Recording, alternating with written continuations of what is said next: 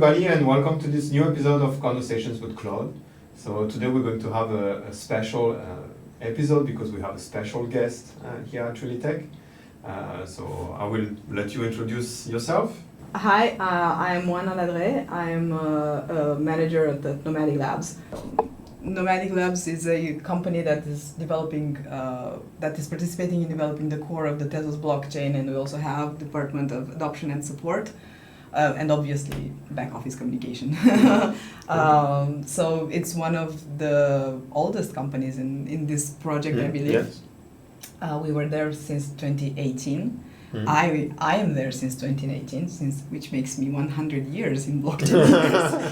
Yeah, that's a long time. Yeah. So yes, I have joined the team early on when it was 10 of us, with a lot of dreams and a lot of plans. And since we grew, we diversified the activities, because in the very beginning it was a small research lab with 10 engineers. In time, obviously, we needed more hires to develop the code, then we started seeing the market becoming active in a more entrepreneurial way around blockchain in general, and obviously we started positioning Tezos on the market. So that's when we created the BD department, which is led by Adrian Zera, who joined in 2019. And then we started having use cases and we realized that we needed to have some teams inside that help those use cases become reality, and that's how the support team that is supporting the leads brought in by BD came to exist. Okay. And in 2020 we were focusing more about identity, brand, communication, having a strategy in place, and that's when we created a very small department of communication. So is that the department that you work in? No, I'm actually I have a legal background. Okay. I joined the team as the person who would do all stuff non-technical. Okay. To be defined. That's my focus. My focus is really making sure that the corporation is doing well, that the financing is doing well, that that the HR part is being compliant, and that we follow up on the contracts. I do have the legal background that comes back to me every day. Yeah. In time, obviously, as I have the experience, I grew to know the team, and that's why I took on the management position. A lot of people, a lot of stuff happening, a lot of opportunities, a lot of different topics to solve every day that come from all over the place. Yeah, but all in blockchain, like from a legal point of view, you must have a lot of challenges, because at the moment I think the legislation is a little bit gray, and then... Well, that is true. So the challenges are different now, because back in 2018 the challenges were, will I be able to find a bank that will accompany us? Will I be able to find offices for the team? Because obviously these new technologies could inspire at that time some sort of distrust. But we were lucky, we managed to find partners that we still have today, and we grew together to discover what we can do, what we cannot do in terms of blockchain, and obviously the using crypto in different aspects of life. My team, my legal team spends a considerable amount of time asking themselves questions about how you use crypto in different situations. Like, can you use it to pay employees? Can you use it to pay contractors? Can you use it to pay prizes for different competitions? And this is very exciting because it's not it is not regulated, but this is not a bad thing because I do appreciate the fact that it's not forbidden. I do appreciate the fact that the authorities take their time to understand the market before making regulations that could come and actually hinder some part of innovation and development. So It is a gray area. We're building it together, so that's extremely exciting because a lot of new questions that you can ask yourselves, like how do I account for an NFT in my balance sheet, or for crypto in general? If you do, can I have that? How do I represent it? And obviously, Nomadic being a daughter company of the Tezos Foundation is also audited by a Big Four. So that needs that we have to document very thoroughly and to have those problems solved, or at least to propose solutions that make sense from a regulatory point of view. So that it is true that takes a lot of time. It's very exciting because we do have our own research.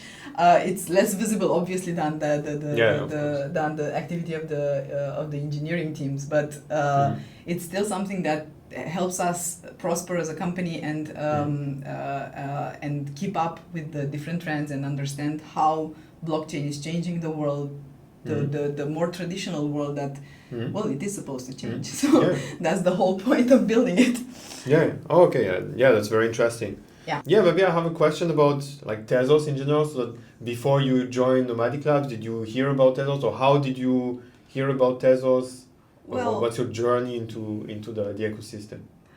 Okay, so I was not particularly a Tezos or a blockchain fan. I'm not going to lie on that. I kind of fell into it, as many people do. I was having a regular job doing legal stuff in a company. I happened to know one of the senior engineers that works on the core development of Tezos, and I'd heard about the forming of this startup that was supposed to foster Tezos development, and that they were looking for a profile that was more on the administrative side.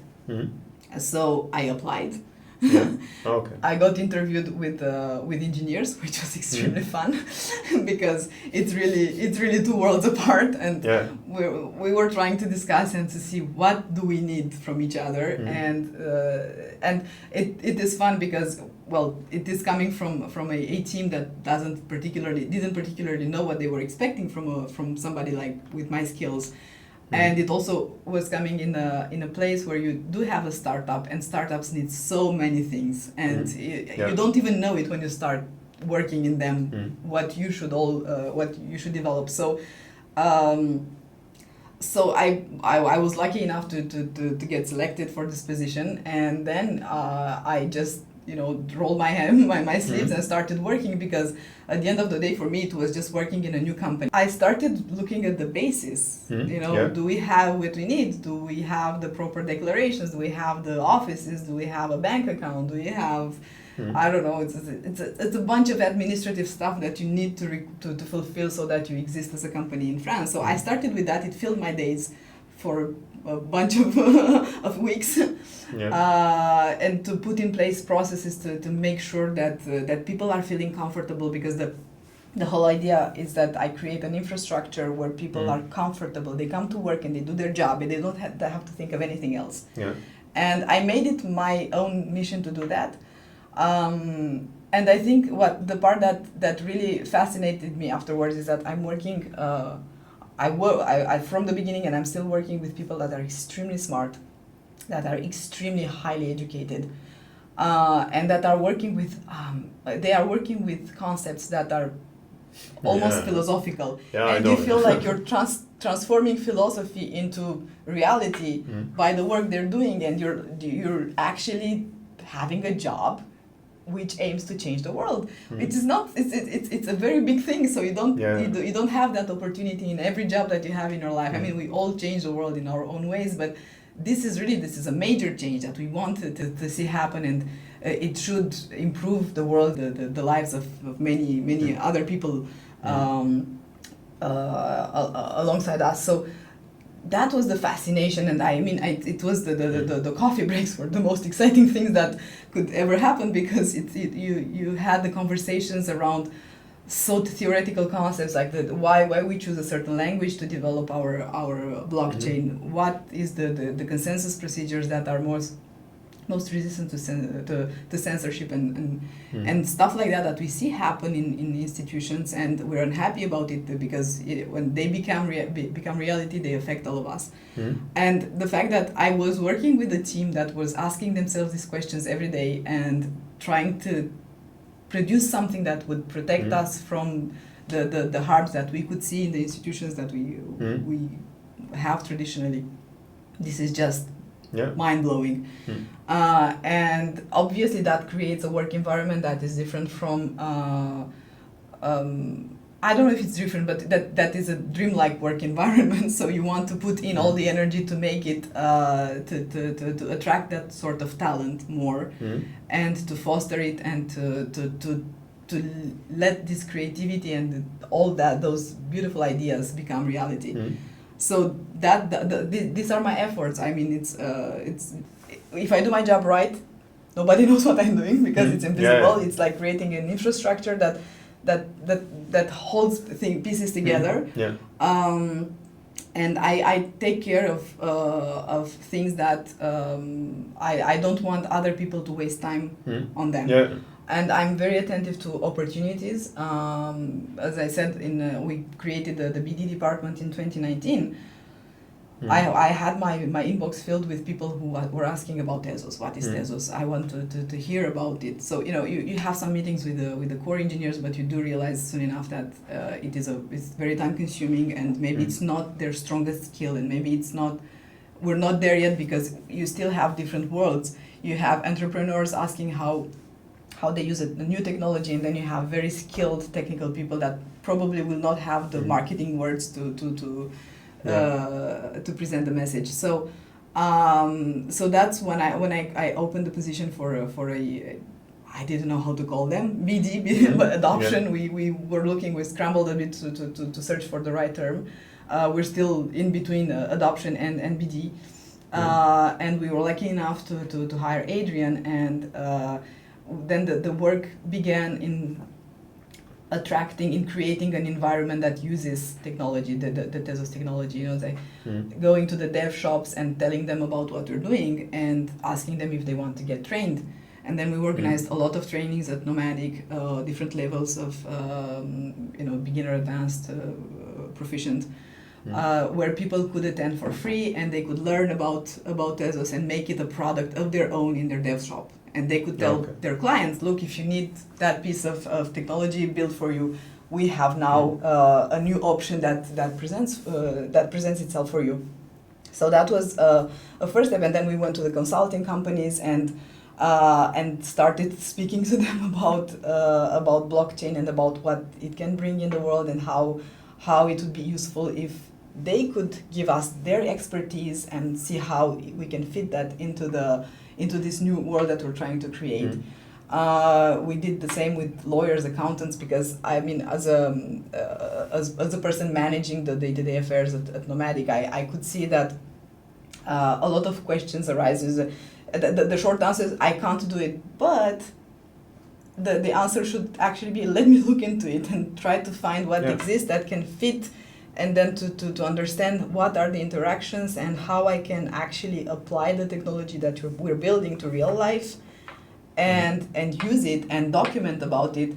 So these discussions started to happen on a more higher level with more people that were curious to find out about that, and to learn how to do it and to reflect upon solutions.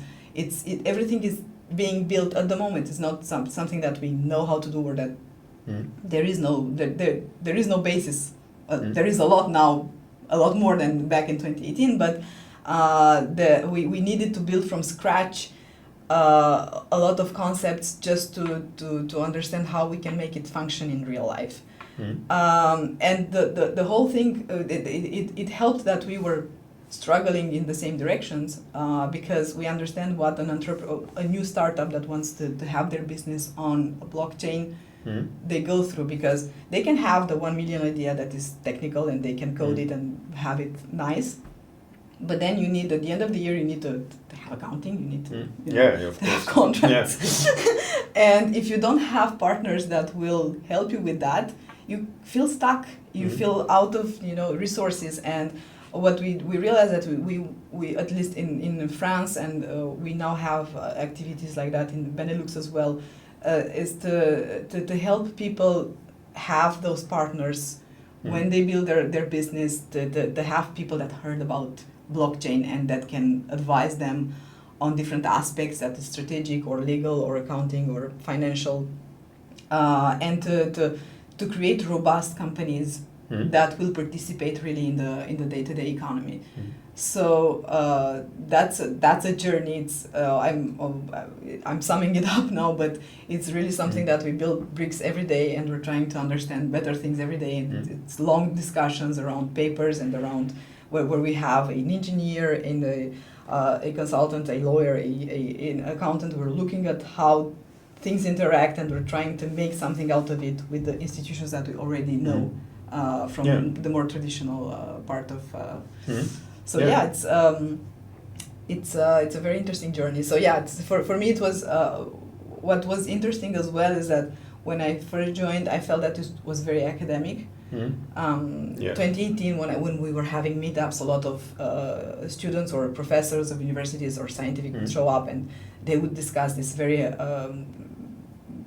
theoretical concepts that they were developing. And then there was a shift in the population that would be attending blockchain events.